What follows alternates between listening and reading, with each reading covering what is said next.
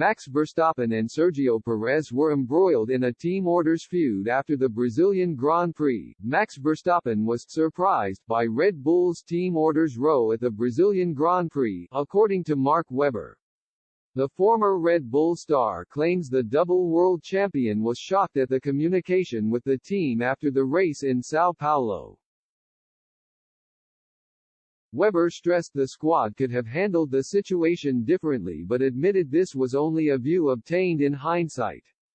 The feud emerged after Verstappen ignored a team request to let Sergio Perez through on the last lap of the race. This was to allow Perez to score extra points in his championship battle with Charles Leclerc for second place in the standings. Verstappen blanked the request, claiming he had his reasons for not following the strict order.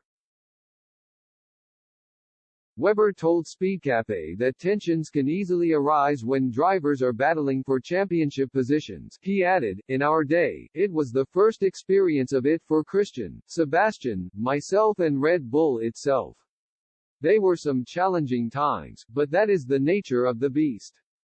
In hindsight, there are decisions that you could do differently and better for the team or one driver in particular, but F1 is great at hindsight. The team can't press the pause button in the middle of the race." The communication with Max in Brazil seemed to surprise him somewhat. It was dealt with internally post-race. Trying to talk to the driver with the helmet on in the last laps of the race to try and get the full picture of what was going on is not always easy. Perez hit out at Verstappen after the checkered flag, claiming the incident showed who he really was. Verstappen seemed to suggest his refusal to oblige was down to an incident between the pair earlier on in the season. Reports suggest this was down to Perez's accident at the Monaco Grand Prix back in May. However, the reason behind the team orders snub has never been properly revealed, with the pair holding private talks after the race in Interlagos. Horner explained, "I think there are certain things that your drivers have the right to discuss in private, between themselves.